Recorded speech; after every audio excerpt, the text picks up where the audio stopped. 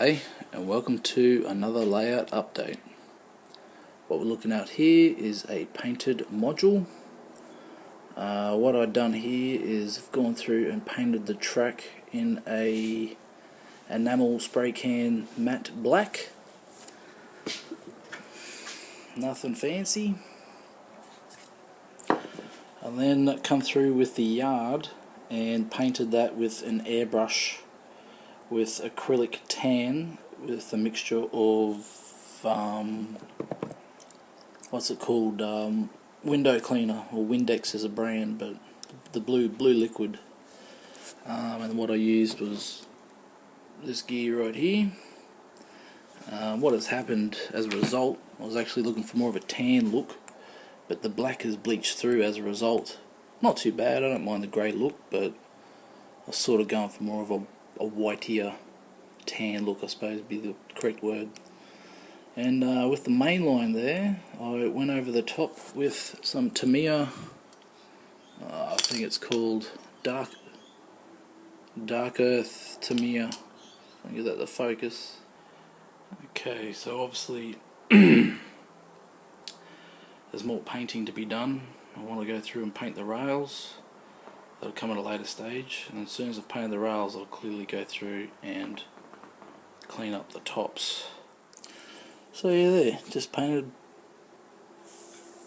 the module, and as you can see in the foreground there, I've disconnected the table when I painted it, and I stood it on its end. Just made it a lot easier to paint the ties. And as you can see in the background, we've got ourselves a dead bear, so let's go take a closer look at it. Okay, so looking at the scenery there, the colour I used was an acrylic burnt umber, which I was a little bit misled, not by the name because that's exactly what it turned out to be, but when it was in the container it actually looked like a really nice earth brown, which I was actually going for, but when it dried it went very dark very quickly. But nonetheless, I'm pretty happy with what I've done, and how I've done that is just layered up the foam, fold it down to shape, and then I've stuck in over the top this type of material here, which I've got this out of a ironing board cover. Just spread it apart, glued it down and painted it.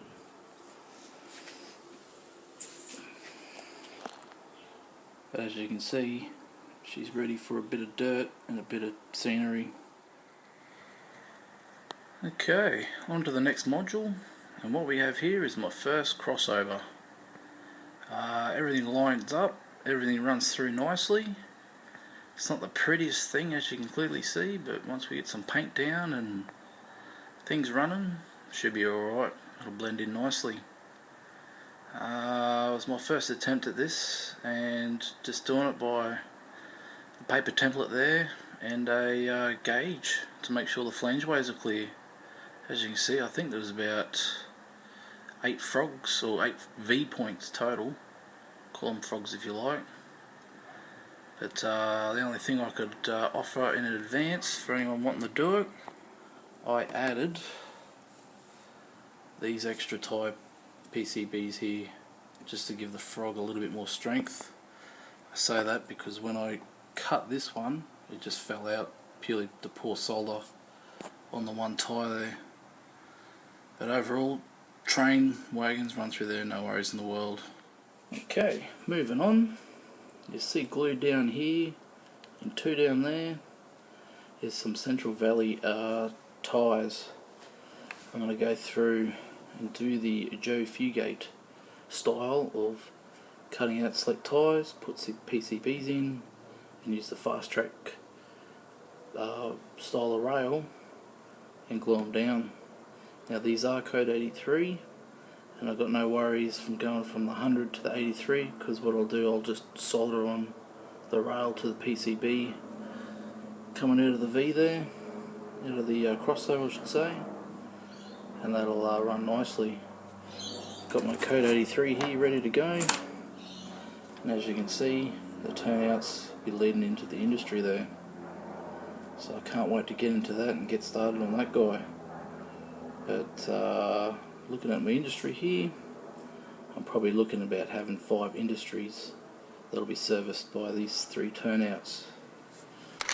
Okay, this is not so much a layout update, but more of a show and tell. I've recently purchased this Kato undecorated 44-9. I bought this off a mate of mine, and this unit will be patched out in Union Pacific. Well, I shouldn't say patched out, but painted in the UP scheme. And this particular model is going to be 9816, which has the American flag up the side there. So I'm looking forward to starting on that guy. Also, a couple of quick purchases. These 3 little tank cars.